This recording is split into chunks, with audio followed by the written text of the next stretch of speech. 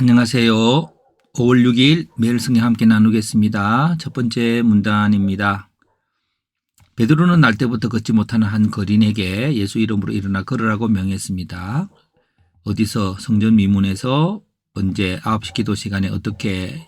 요한과 함께 그를 주목하고 은과 금은 없지만 손을 잡아 일으키면서 사람들은 놀라워했습니다. 거린이 뛰고 하나님을 찬송하는 걸 보고 그런 놀라운 일들이 왜 일어났을까? 그렇게 했을 때 베드로는 이 사람은 예수 이름으로 낫게 되었다고 베드로는 말했습니다.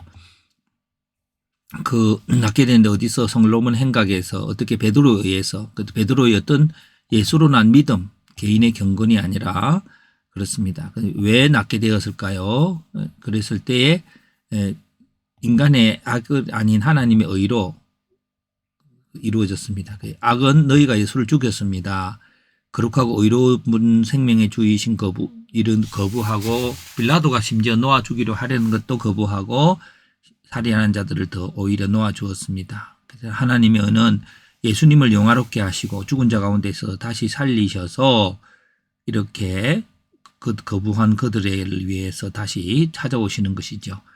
네. 예수님께서 만물을 새롭게 하십니다. 어떻게? 과거는 모든 선지자 입을 통해서 그리스도가 고난 받으실 것을 말씀하시고 미래는 예수님이 을 다시 보내는 거죠. 과거, 오늘 이 시점에서 과거는 예수의 구원의 사역을 보이시고, 이거는 구약이고 이는 신약이지만 이제 미래에 오늘 이 시점 이후에 만물을 회복할 때까지는 하늘이 그를 받아둘 것이라고 했습니다.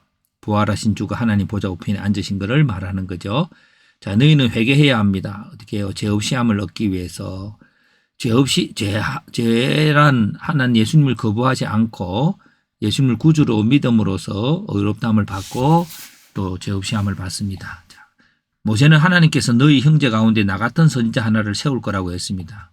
그런데 그 선지자는 선지자의 말을 듣지 않으면 멸망하는 가운데서 세울 것이는 거죠. 자, 너희는 이때 돌이켜 악을 버려야 한다. 왜냐하면 너희는 언약의 자손이므로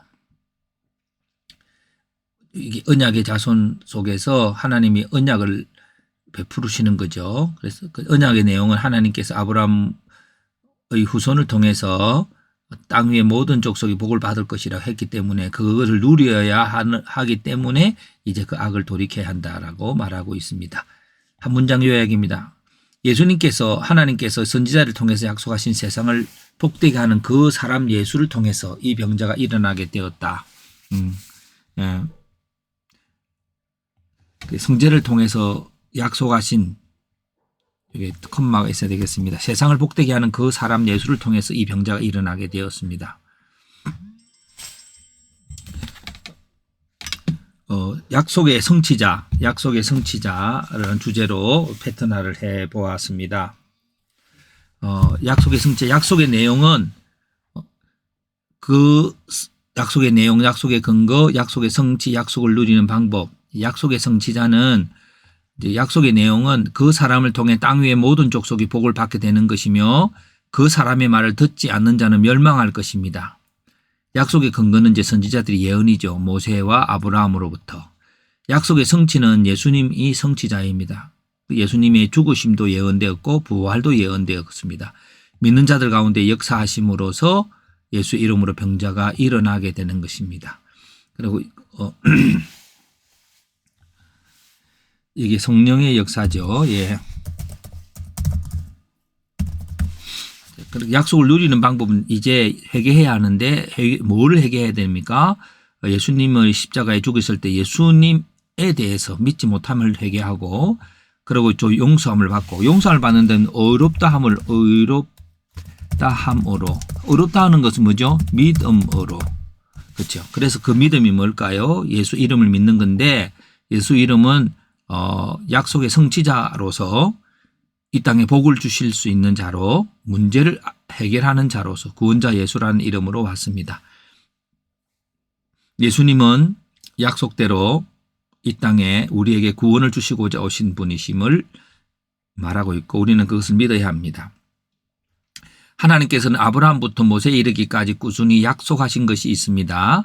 이는 그 후손으로 온 세상이 복을 받게 하겠다는 것입니다. 그 후손이 없으면 세상은 멸망할 것이라고 합니다. 예수님께서는 그 후손으로 오셨습니다. 사람들은 그를 믿지 못하고 죽였습니다.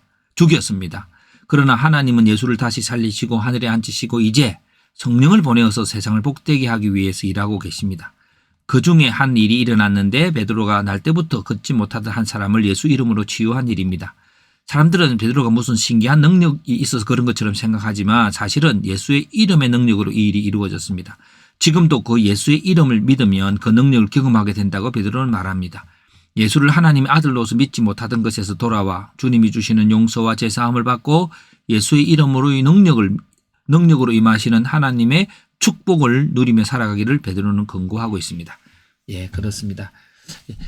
그 질문과 적용입니다. 죄는 그리스도 없이 세상을 살아오는 가운데 예수님은 오히려 대적하며 살아온 것에 대한 것이다. 우리가 죄 사함하면 우리의 그런 어떤 다른 어떤 우리의 악한 행실에 대해서 국한